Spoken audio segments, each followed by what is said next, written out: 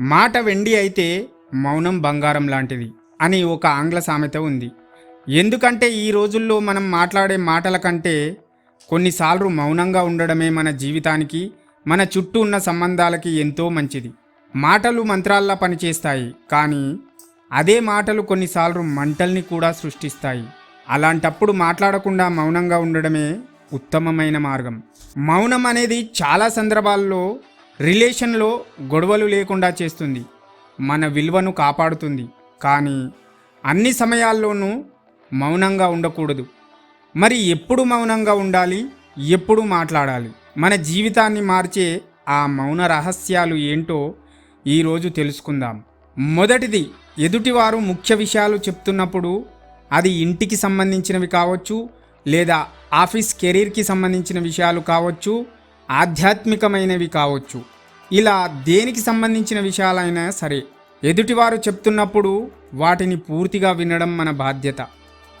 చాలామంది చేసే తప్పు ఏమిటంటే, అవతలి వ్యక్తి మాట పూర్తి చేయకముందే మధ్యలో కల్పించుకొని మాట్లాడేస్తుంటారు. ఇది మన వ్యక్తిత్వాన్ని తగ్గిస్తుంది. విషయం పూర్తిగా అర్థమయ్యాకే మనం మాట్లాడాలి. అప్పటి వరకు మౌనంగా ఉండి శ్రద్ధగా వినడమే అత్యుత్తమ లక్షణం. వినడం వల్ల జ్ఞానం వస్తుంది, మాట్లాడడం వల్ల కాదు. ఇక రెండవది, ముందే పరిష్కారం దొరికినప్పుడు, ఒక సమస్య గురించి మీకంటే ముందే ఎవరైనా స్పష్టంగా చెప్పి దానికి సరైన పరిష్కారం కూడా చూపించినప్పుడు, మీరు అక్కడ ప్రత్యేకంగా చెప్పడానికి ఏం లేనప్పుడు సైలెంట్గా ఉండడమే మంచిది. ఇతరులు చెప్పిన మంచి విషయాన్ని, పరిష్కారాన్ని మనస్ఫూర్తిగా యాక్సెప్ట్ చేయండి. అంతే తప్ప అదే విషయాన్ని మళ్ళీ మీరు మొదటి నుంచి సాగదీస్తూ చెప్పడం వల్ల ఎలాంటి ఉపయోగం లేదు. అది కేవలం సమయాన్ని వృధా చేస్తుంది.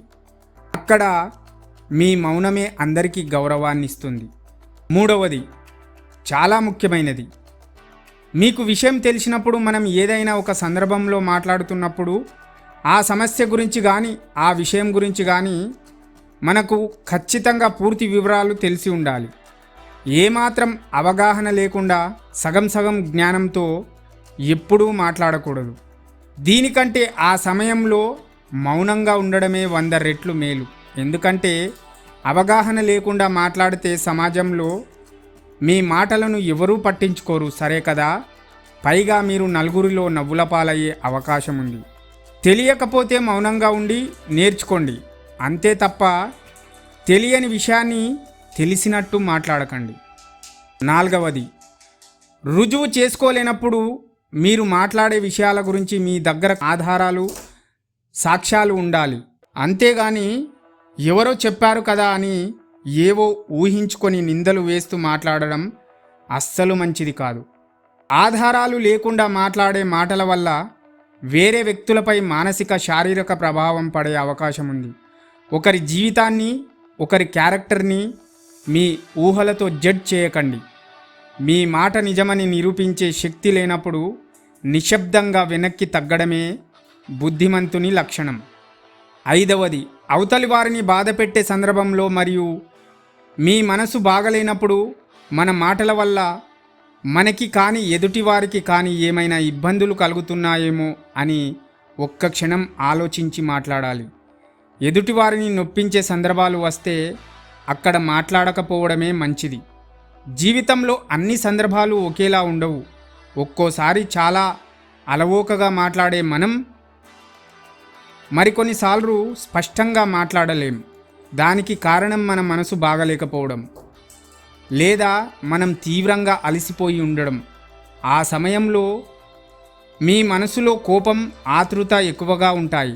అలాంటి స్థితిలో మాట్లాడితే తర్వాత పశ్చాత్తాపడవలసి వస్తుంది. అందుకే కోపంలో ఉన్నప్పుడు మాట్లాడే ముందు కొన్ని క్షణాలు మౌనంగా ఆలోచించండి. ఆ మౌనమే మిమ్మల్ని పెద్ద ప్రమాదాల నుండి కాపాడుతుంది. మౌనం అంటే చేతగానితనం కాదు, అది ఒక గొప్ప సాధన. ఎక్కడ మాట్లాడాలో తెలిసిన వాడి కంటే ఎక్కడ మౌనంగా ఉండాలో తెలిసినవాడు జీవితంలో ఎప్పటికీ ఓడిపోడు.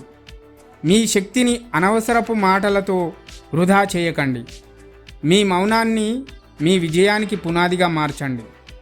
మనస్ఫూర్తిగా ఒక నిర్ణయం తీసుకోండి. అవసరమైన చోట మాట్లాడుతాను, అనవసరమైన చోట నా మౌనంతో నా విలువను కాపాడుకుంటాను అని. ఈ వీడియో మీకు నచ్చితే, మీ జీవితంలో మార్పు తెస్తుందని నమ్మితే తప్పకుండా లైక్ చేయండి, మీ ఆత్మీయులకు షేర్ చేయండి. మరిన్ని మోటివేషనల్ వీడియోల కోసం మన ప్రేమతత్వం ఛానల్ని సబ్స్క్రైబ్ చేసుకోండి. జై హింద్.